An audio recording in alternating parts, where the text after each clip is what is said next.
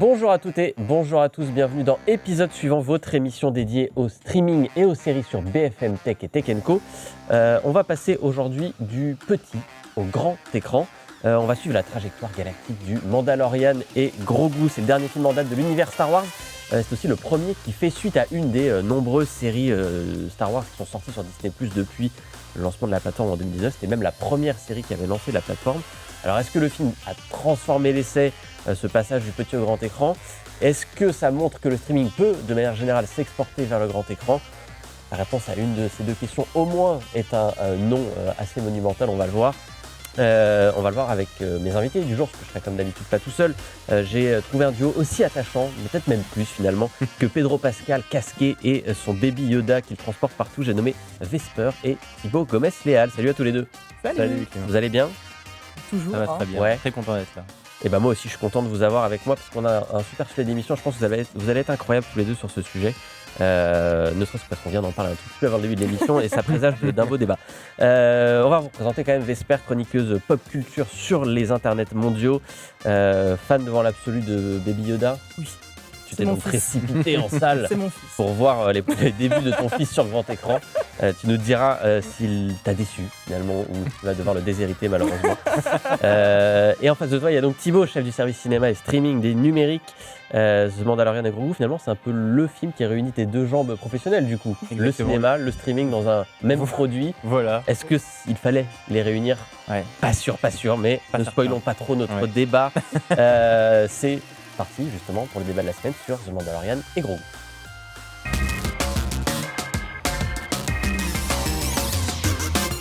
Petit retour en arrière, on est en 2019, le monde n'a pas encore connu le Covid, nous sommes encore innocents, nous pensons que tout va bien se passer. Disney décide de se lancer dans la bataille du streaming avec sa plateforme Disney+. Il s'agit de rattraper Netflix et Prime Video. Pour lancer cette plateforme, il faut une série forte, il faut quelque chose de nouveau et c'est donc Star Wars qui s'y colle. C'est The Mandalorian, première série de streaming de l'univers Star Wars qui sert de lancement à Disney+.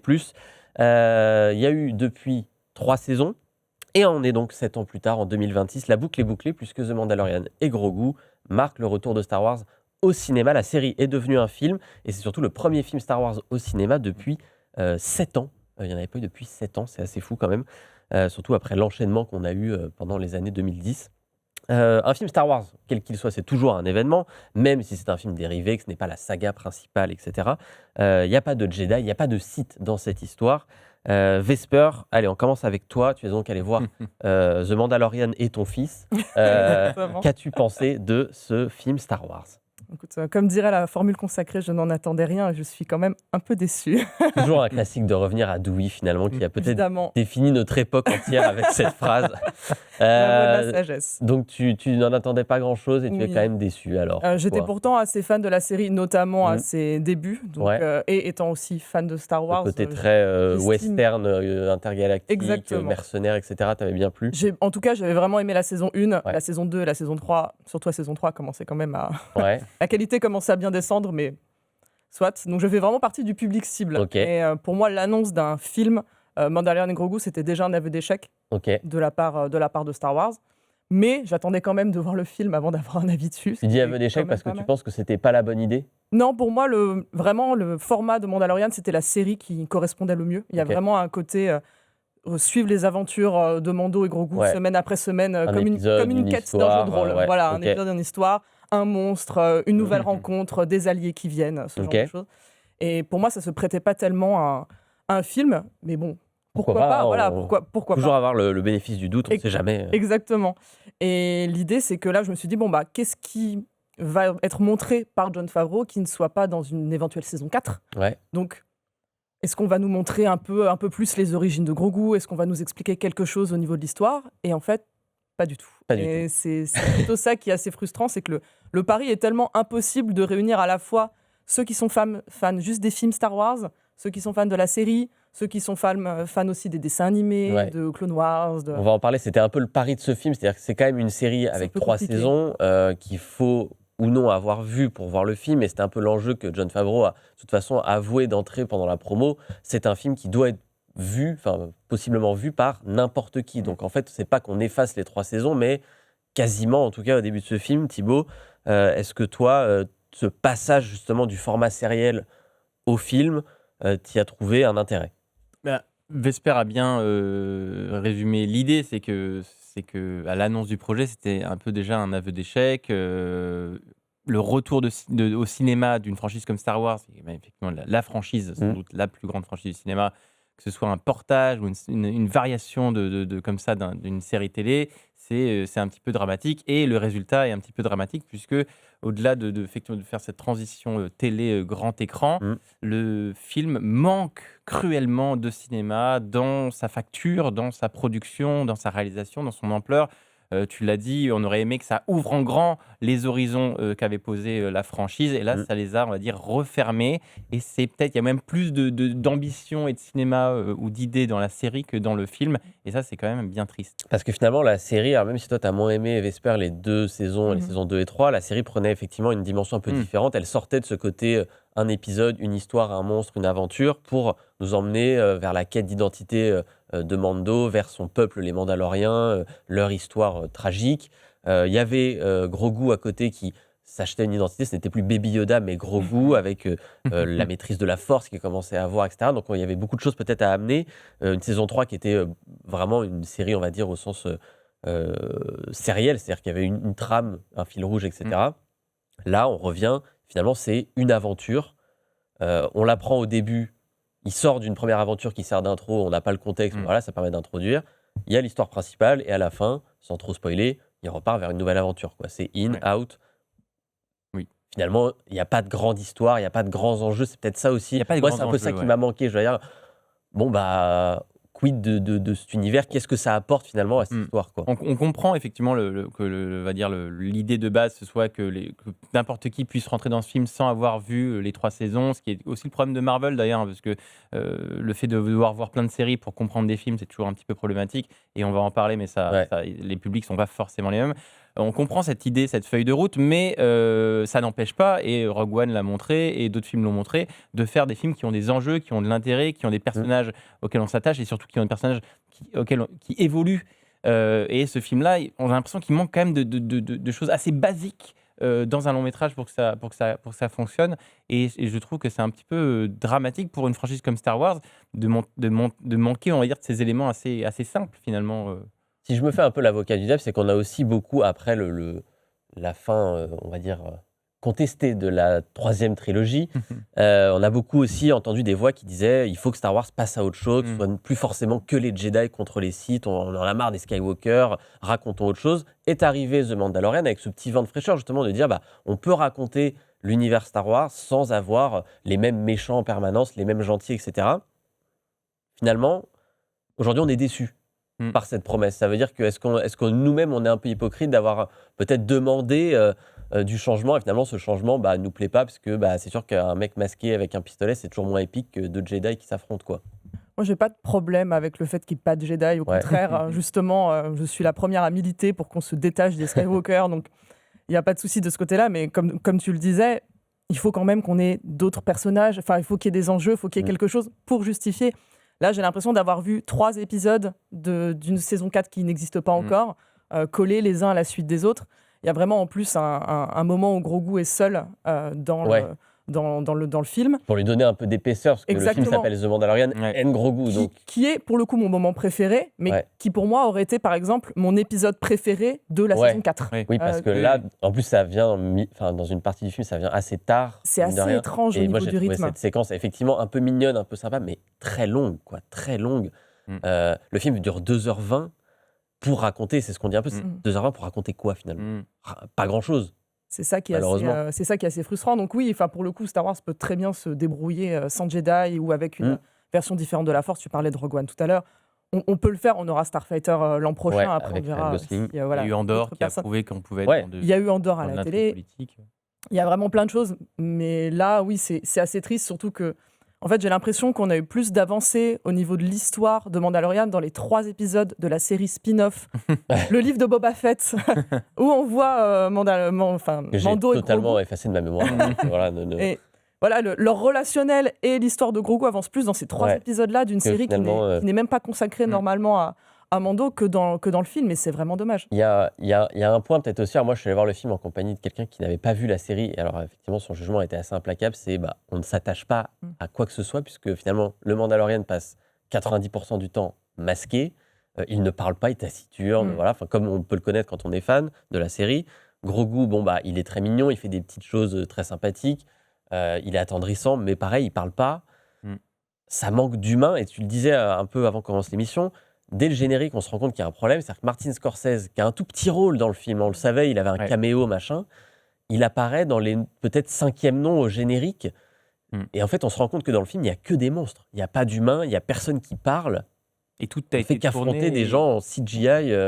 Tout semble avoir été tourné dans ce fameux volume que Disney utilise et surutilise depuis 2019, qui sont effectivement ces studios avec ces grands écrans LED qui permettent de mettre des acteurs. Oui, voilà, on est entre le fond vert, et les effets spéciaux. Les c'est-à-dire écrans c'est comme c'est- sur voilà. le plateau, Et comme, mais voilà, on un n'a peu pas besoin plus, d'aller sur un plateau de cinéma. Le plateau d'épisode suivant est conçu tel quel. Il y a 5 ans, 6 ans, avait fait son petit effet parce que ça permettait d'enlever cet effet fond vert un petit peu daté, on va dire. Qui faisait un peu brouillard. Sauf que quand tu mets effectivement des écrans LED partout et que du coup tu contrôles ton environnement, et ben du coup ça te donne c'est ce qu'on voit les images à l'écran, ça te donne un film qui ressemble excessivement à un long métrage Disney+, un film de plateforme. Et dans un monde où HBO monte la barre en termes de qualité et arrive à proposer des séries qui ont une dimension et une ampleur, on va dire quasiment cinématographique, quand un film comme ça arrive sur grand écran, la frontière est trouble et on se dit en fait Disney a tout simplement transposé quelque chose qui aurait dû être sur Disney+, sur grand écran, et ça ne fonctionne pas. Mais pour le coup, en plus, Jon Favreau a dit qu'il avait quand même créé des décors. Enfin, on le voit sur la planète qu'on peut voir derrière, l'espèce de marais. Il y a quand même des décors naturels, il n'y a pas que le volume. Et c'était comme ça qu'il était censé justifier la hausse de budget. Sachant que c'est un film qui a coûté relativement peu cher par rapport à d'autres films Star Wars. Et c'est effectivement l'intérêt de ces écrans, c'est que vous ne multipliez pas les effets spéciaux derrière qui coûtent extrêmement cher aujourd'hui, vous ne multipliez pas les décors naturels qui coûtent très cher. Malgré tout, et je pense que c'était aussi l'intérêt, et peut-être qu'on va en parler dans la prochaine question, l'intérêt de Disney de faire ce film, c'était aussi que c'était un film qui, sur le papier, ressemblait à un pari facile, puisqu'il coûtait 165 millions de dollars, là où les films de la post-logie coûtaient entre 350 et 500 millions de dollars. Donc ils se sont dit, on va pouvoir sortir un film en salle, moins de risques, il y a moins de risques, et on arrivera bien à faire un x3 au box-office, etc. On va le voir que finalement, là aussi, on va parler des chiffres parce qu'effectivement, ils sont très intéressants. Juste un mot, parce qu'on est assez dur peut-être depuis le début de l'émission sur ce film. Les notes sont pas si mauvaises que ça quand on regarde. En fait, moi je suis allé jeter un petit coup d'œil sur Allociné, il a 3 sur 5 de moyenne des critiques, 3,4 des spectateurs. Aux États-Unis, sur Rotten Tomatoes, c'est 62% d'avis positifs des critiques, 88% côté spectateurs. C'est pas mal, c'est même le film Star Wars le mieux noté au global sur Rotten Tomatoes depuis Rogue One en 2016, qui est Rogue One qui est pour le coup un fan favorite des Star Wars. Ça veut quand même dire, est-ce que nous on passe à côté de quelque chose? Est-ce qu'il y a quand même des choses positives à retenir de ça? C'est-à-dire que les gens qui l'ont vu ont quand même l'air de l'apprécier, quoi. Alors pour le coup, si moins de gens le voient, mathématiquement, les moyennes, la moyenne est plus haute. Il n'y a que les fans qui l'ont vu, et du coup les fans sont peut-être aussi moins... Voilà, déjà de ce côté-là, ça justifie les Rotten Tomatoes et autres côtés spectateurs, évidemment, même pas les côté critiques, critique. ne sont pas si mauvaises, les critiques professionnelles, quoi. Oui, mais... Pour moi, c'est côté public, c'est plus ça qui se justifie. Après, autour de moi, j'ai quand même plus de fans hardcore de Star Wars qui ont aussi été très déçus. Et d'autres personnes pour qui Star Wars se limite au film, au cinéma. Donc forcément, ceux-là sont encore plus durs que les autres. Donc c'est assez compliqué. Après, il y a quand même des points positifs. Pour moi, justement, je parlais de la séquence avec Grogu. En fait, toutes les séquences avec les marionnettes marchent très très bien. On revoit les Aslan. Donc c'était la petite créature qu'on voyait déjà dans Star Wars 9 qui s'appelait Babou Frick. Légendaire, donc des petites créatures qui réparent des droïdes et tout, qu'on voyait aussi dans la série Mandalorian. Petite voix un peu chipmunk. Exactement, et je trouve vraiment que toutes leurs interactions avec Grogu marchent très bien. Et là, on voit que justement, c'est des marionnettes. Moi, j'avoue que j'ai bien aimé ça, le fait d'assumer le côté des marionnettes réelles, quoi. Alors, ça fait très old school maintenant, parce que avec tout ce qu'on peut faire aujourd'hui en numérique, ça paraît fou. Mais alors oui, des fois, il y a des mouvements qui sont un peu saccadés, un peu étonnants, des choses qui bougent bizarrement. Mais moi, j'ai bien aimé aussi, je suis d'accord avec toi. Voilà, pour moi, ça, c'est vraiment réussi. Il y a aussi une séquence avec 2 robots qui s'affrontent, vraiment, du coup, en stop motion. Et on voit au générique, effectivement, Phil Tippett, qui a travaillé, qui est une légende d'ILM, qui a travaillé sur les effets spéciaux Star Wars et Jurassic Park et tant d'autres étaient là. Donc, pour moi, ça marche. Il y a vraiment, pour moi, ça, c'est vraiment le côté fanboy, dirons-nous, le bon côté fanboy de Jon Favreau. et de Dave Filoni qui est pas loin, dans le film, qui se dit ok, on va rendre honneur quand même à l'héritage de Star Wars en faisant ces séquences, mais encore une fois, ça ne justifie pas un film de 2h30 pour autant, quoi. Et surtout un film qui sort en 2026 à une époque, à un moment donné, où beaucoup de gens se disent je vais attendre 6 mois pour le voir sur Disney+. Et quand visuellement, tu proposes aux gens un film qui ressemble à ce qu'ils voient tous les jours sur Disney+, il y a beaucoup de gens qui, dans leur tête, font un calcul très simple. Je vais attendre 3 mois, pourquoi je paierais $15, j'ai un abonnement Disney+. Donc en fait, tu n'as pas assez d'arguments pour justifier ce qu'on appelle une expérience cinéma vraiment que tu pourrais pas avoir dans ton salon. Et c'est peut-être là que le bas blesse pour ce film-là, c'est que il n'a pas réussi à convaincre toute une partie de la population qui est abonnée tous les jours à Disney+. Et effectivement, il y a aussi, quand je reviens à l'humain, qui est un peu souvent ce qui pêche parfois dans certaines productions aujourd'hui, vous faites une tournée promo avec Pedro Pascal, avec Jeremy Allen White, qui sont deux des acteurs les plus en vogue aujourd'hui à Hollywood, et en fait, aucun des deux n'est visible dans la bande-annonce. L'un est totalement casqué, l'autre est CGI-isé en gros hut, avec des pectoraux extraordinaires. Ah bah non, c'est dans le film d'ailleurs, parce que Pedro Pascal, tu le vois quasiment pas. Et donc du coup, c'est vrai que c'est un peu compliqué de s'y intéresser si on se dit que voilà, on est intéressé par les films de manière générale, qu'on est cinéphile, etc., qu'on aime bien Pedro Pascal parce qu'on l'a vu dans telle ou telle production, ou Jeremy Allen White parce qu'on l'a vu dans telle ou telle production. En fait, vous voyez la bande-annonce et vous dites mais ils sont où ces gens ? Je les vois pas. Donc en fait, on en revient à ça de se dire bah peut-être ça me plaira, mais autant attendre 6 mois, je le verrai sur Disney+, ça me coûtera 0 parce que je suis déjà abonné, et ce sera pas plus mal. Venons-en à ce qui pêche vraiment, parce que là on a parlé du fond du film, de sa qualité ou pas, c'est l'argent. Le nerf de la guerre comme d'hab, puisque là ça va vraiment être un problème à un moment. En France, on était lundi, on est mercredi aujourd'hui quand on enregistre, on était lundi à 670 000 billets vendus depuis la sortie le 20 mai. La dynamique est pas bonne, par ailleurs, il n'y a pas de bon bouche à oreille, donc malheureusement le film est en train de plonger, il y a des chiffres de vente qui s'effondrent, il risque probablement de ne pas atteindre même le million d'entrées, ce qui serait une première pour un film Star Wars hors film d'animation. Dans le monde, c'est pas beaucoup mieux, on est à 246 millions de dollars de recettes au total, un chiffre assez fou, il a perdu aux États-Unis 69% de spectateurs entre le premier et le deuxième week-end. C'est du jamais vu, une telle baisse de fréquentation pour un film Star Wars. Pour un blockbuster, c'est catastrophique, si vous perdez 70%. C'est-à-dire qu'il n'y a plus personne qui viendra voir votre film globalement. Ça veut dire que sur le plan financier, ça va être un énorme flop, quoi. Pire que Solo. On est parti pour être le film le plus bide. C'était déjà le pire démarrage d'un film Star Wars Air Disney. Ça sera sans doute effectivement le pire résultat en fin de carrière pour un film Star Wars Disney. Mine de rien, c'est un modèle qu'on a déjà vu, qu'on voit déjà depuis une petite décennie, puisque c'est le modèle qu'on voit sur les Marvel. On voit effectivement que c'est des films qui font un très très gros premier week-end, relativement, et qui s'écroulent au second week-end parce que derrière en fait la promesse n'est pas là, le film n'est pas bon. Si un film est bon, et on l'a vu avec projet Hail Mary avec Ryan Gosling, le bouche à oreille est nettement mieux. Les gens en parlent. Les gens en parlent et le film, ce qu'on appelle, a une rétention nettement meilleure, moins 30%, moins 35%, ce qui est une bonne rétention pour un film de ce calibre économique. Là, quand on arrive à moins 70%, c'est tout simplement que les gens ne recommandent pas le film. Et ça, c'est le public qui parle, et le public, malheureusement, il a... Et le film va avoir une durée de vie finalement au cinéma qui va être très faible, quoi. C'est-à-dire que si déjà au bout d'un week-end vous avez 70% de gens en moins, c'est-à-dire qu'au bout du 4e, 5e week-end, globalement vous allez avoir plus personne qui va voir votre film, quoi. Oui, et en plus on l'a vu, apparemment les jeunes ne vont pas voir le film. Il y a vraiment une rupture par rapport à même la marque et la franchise Star Wars qui n'arrive pas à atteindre les jeunes. Il y a quand même un blocage et on a l'impression de toucher au maximum les millénials qui commencent à vieillir, étant moi-même concernée. Yes. Allez. Mais en fait, on n'arrive plus à franchir ce plafond. Et là, en plus, en ce moment, on voit bien, il y a 2 films d'horreur qui cartonnent. C'est ce que j'allais dire, les jeunes, ils sont allés voir d'autres films. Exactement. Et en plus, des films d'horreur, donc vraiment aucun rapport. Ils s'appellent, on va les nommer Obsession et Backrooms. Ce sont 2 films qui ont coûté 3 fois rien. Ils sont faits par des youtubeurs, par ailleurs. Ce sont des films réalisés par des youtubeurs de profession qui s'accaparent tout le public jeune, quoi. Et du coup, personne ne va voir Mandalorian et Grogu. Donc, ce qui est quand même un peu terrible. Est-ce que c'est une claque énorme pour Disney ? Alors on l'a dit, effectivement, ils avaient relativisé un potentiel échec en faisant le film le moins cher finalement de l'histoire de la saga, ce qui est quand même 165 millions de dollars, entendons-nous, c'est pas non plus une petite production indépendante. Ils avaient l'espoir en se disant, si ça nous coûte que ça, après il faut rajouter tous les coûts de la promo, mettons que le film ait coûté 300 millions, tout, potentiellement si on atteint 800, 900 millions, on va rester dans les frais, machin. Là, ce sera pas le cas, c'est-à-dire que a priori, il ne dépassera pas les 390 millions de Solo, qui était le film le moins rentable de l'histoire de la saga. Là, on est parti sur un film qui va perdre énormément d'argent. Ouais. Et je pense que c'est un double problème. D'un côté, effectivement, on a cette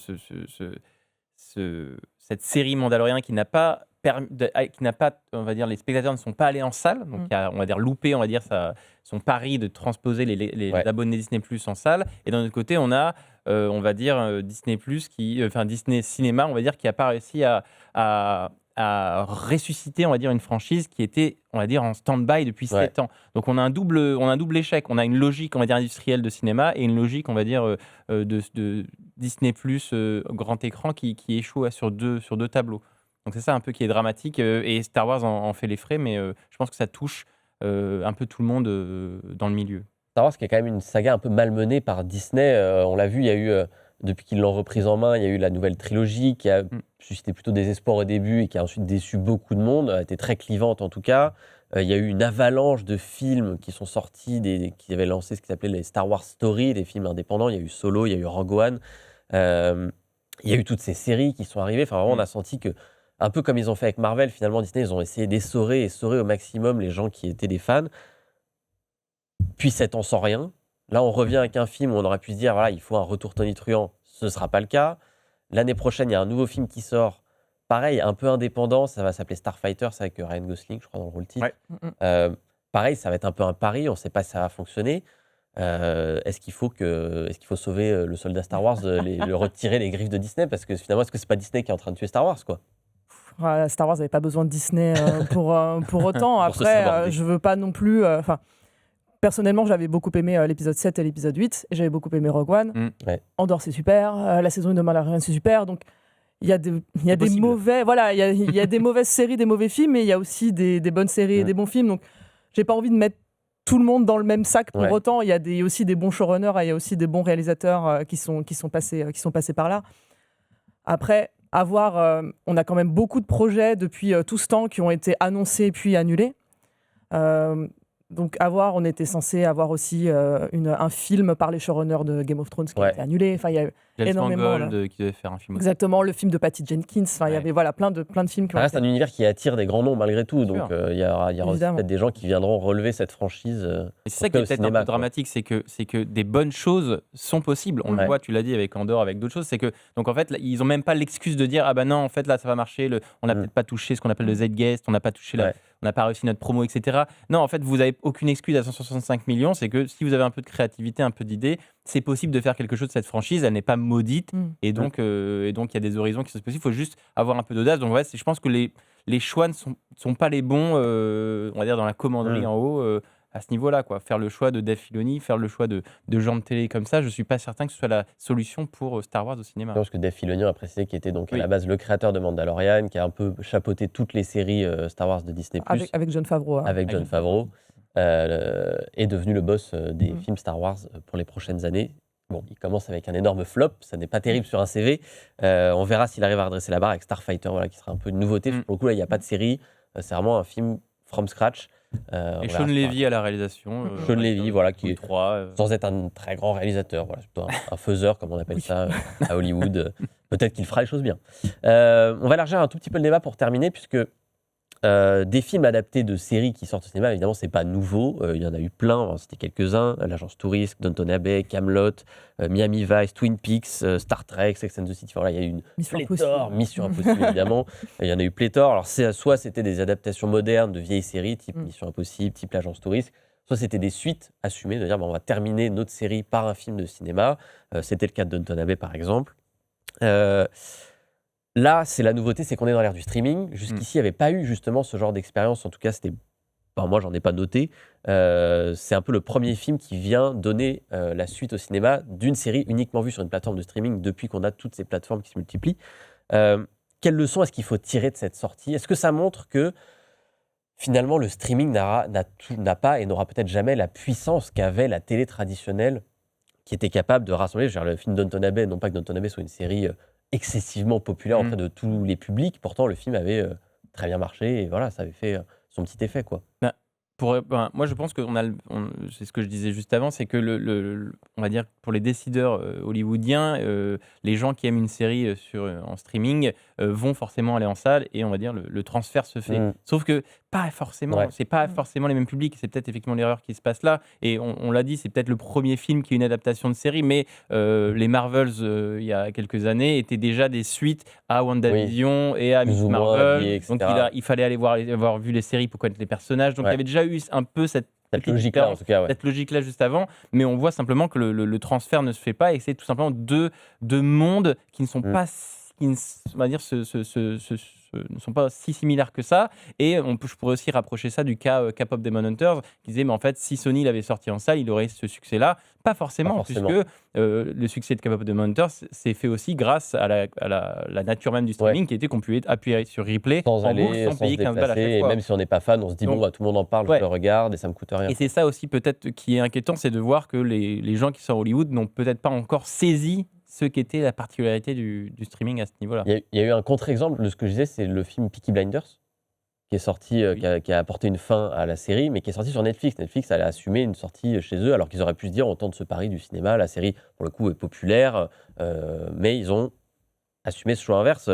Toi, t'en penses quoi, Vesper, de tout ça ? Est-ce que ça veut dire que finalement, on surestime, nous, on est dans notre bulle, on regarde beaucoup de choses, etc. Est-ce qu'on surestime le streaming, finalement ? Moi, je pense surtout que par rapport à Mandalorian, ça arrive trop tard en fait. Pour moi, la hype est déjà un peu passée et en plus, Disney Plus est en perte de vitesse grandement. Donc, pour moi, c'est déjà trop tard. Donc, il y a aussi une question de timing. Peut-être que le film aurait un peu mieux marché s'il était sorti il y a quelques années. Pas tant, mais quand même un peu plus. Donc, il y a ça aussi qui se joue pour moi en fait. Oui, parce qu'en fait, le streaming, il y a aussi un délitement petit à petit. C'est-à-dire que la saison 1 a été la plus regardée, la saison 2 un tout petit peu moins, puis la saison 3, etc. Donc, effectivement, peut-être que si on avait attrapé les gens dès la saison 1, peut-être en disant elle a très bien marché, les gens l'ont beaucoup aimé, peut-être ça aurait mieux transféré, quoi, comme disait, la notion de transfert d'un public à un autre, quoi. Et justement, en plus, quand on parlait du bouche à oreille et autres, là, Dave Filoni arrive à réinjecter à la fois dans les saisons d'après et dans Mandalorian des personnages justement de ces dessins animés. Donc, à un moment, il faut savoir à qui aussi on parle. Si on parle vraiment à la niche des ultra fans, tant mieux, mais du coup, c'est pas eux qui vont faire vivre non plus peuvent pas rentabiliser un film à qui tiennent le box-office à bout de bras. Le personnage justement incarné par Jeremy Allen White, cette phrase n'a aucun sens, qui est donc le fils de Jabba, qui s'appelle Rota, c'est le bébé qu'on voit dans le film animé Clone Wars, qui est sorti en 2008. Autant dire que... Qui s'en rappelait, mis à part les gens qui sont super fans de Clone Wars. L'acolyte pilote Zeb, l'alien qu'on voit... Justement là, il était dans la série Star Wars Rebels. Enfin, et pareil, après, il y a eu donc, la série Ahsoka encore plus, mais c'est des clins d'œil, quoi, finalement. Oui, mais c'est quand même des personnages qui sont importants. Pour moi, c'est Dave Filoni qui s'est dit « Ok, je suis en commande, j'ai les commandes, je vais ramener mes poupées et je vais m'amuser avec. » Il a fait son film, quoi, finalement. Alors, à la rigueur, effectivement, c'est dans la saison, dans la série, ça peut le faire, mais dans le film, c'est peut-être un peu trop, quoi. Effectivement, il y a peut-être une question de savoir, c'est intéressant ce que vous dites tous les deux, à quel public on s'adresse, et c'est peut-être deux publics différents. Voilà. En tout cas, pour l'instant, peut-être qu'à l'avenir, encore une fois, le streaming est jeune, ça fait que à peine une dizaine d'années que Netflix est lancé dans le monde, enfin aux États-Unis. Donc peut-être que le prochain film, Star Wars, redressera la barre de tout ça, peut-être qu'il fusionnera à terme, peut-être qu'il y aura une série Ahsoka qui réconciliera tout le monde, peut-être pas, probablement pas d'ailleurs. Mais restons positifs malgré tout. Et en attendant, nous, on va être très positifs parce qu'on va vous donner deux belles séries à regarder, deux recos qui ont, pour le coup, vraiment un intérêt ou pas. D'ailleurs, on verra. Mais en tout cas, on va tenter d'essayer de vous convaincre de regarder deux autres séries. C'est nos séries de la semaine.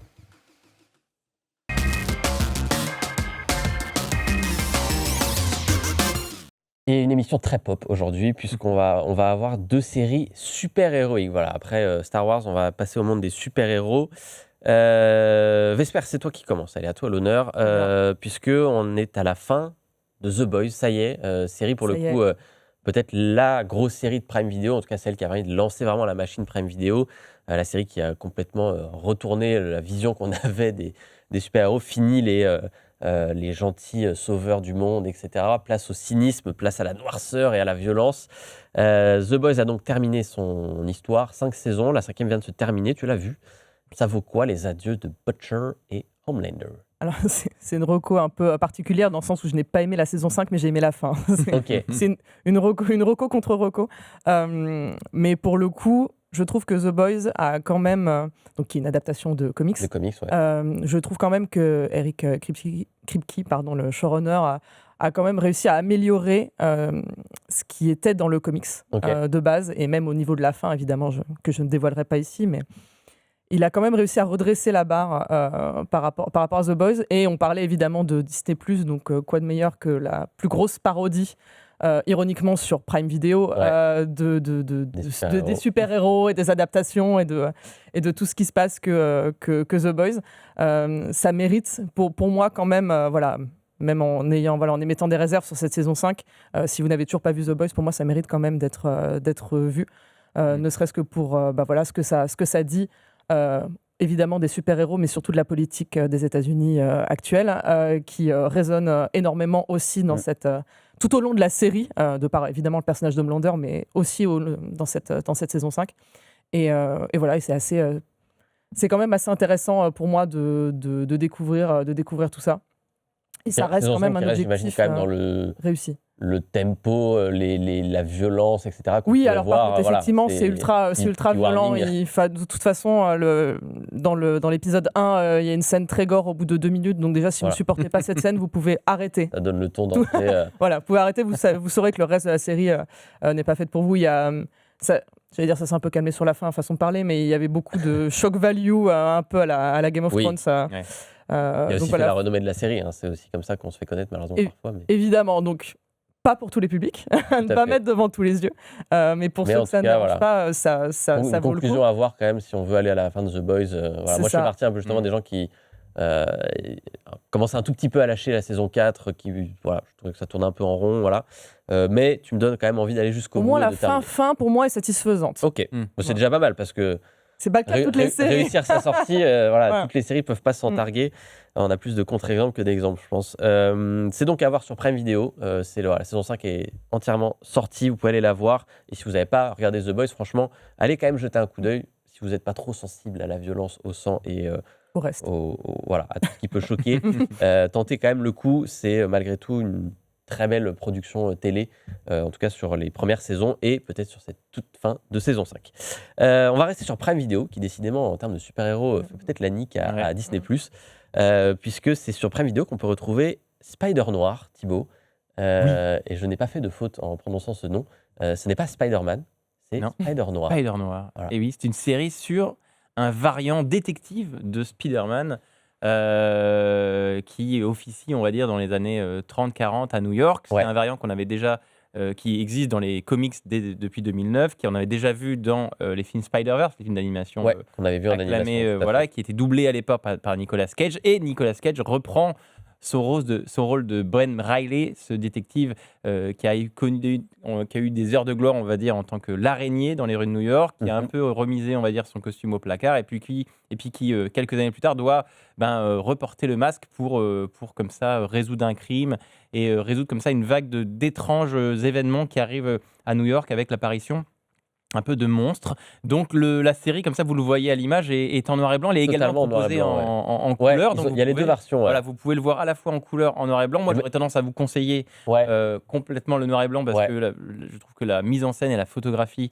la lumière est vraiment travaillée pour le noir et blanc. Mais les deux versions sont... J'ai vu des guides recos sur Internet qui disent on peut commencer en noir et blanc. Je crois qu'il y a 2 épisodes qui valent le coup d'être vus en couleur, je crois, de repasser au noir et blanc sur la fin. Voilà, pour ceux qui voudraient tenter. Mais c'est vrai que c'est une série qui est très étonnante et qui est une vraie proposition, on va dire, intéressante, là où les autres productions, on va dire, de l'univers Spider-Man, c'était Kraven, c'était Madame Web, c'était Morbius, c'était des choses comme assez catastrophiques. Là, on a une vraie proposition qui ne plaira pas à tout le monde, mais on est dans un mélange un peu entre Sin City et Dick Tracy, pour les plus âgés d'entre nous. Très bien.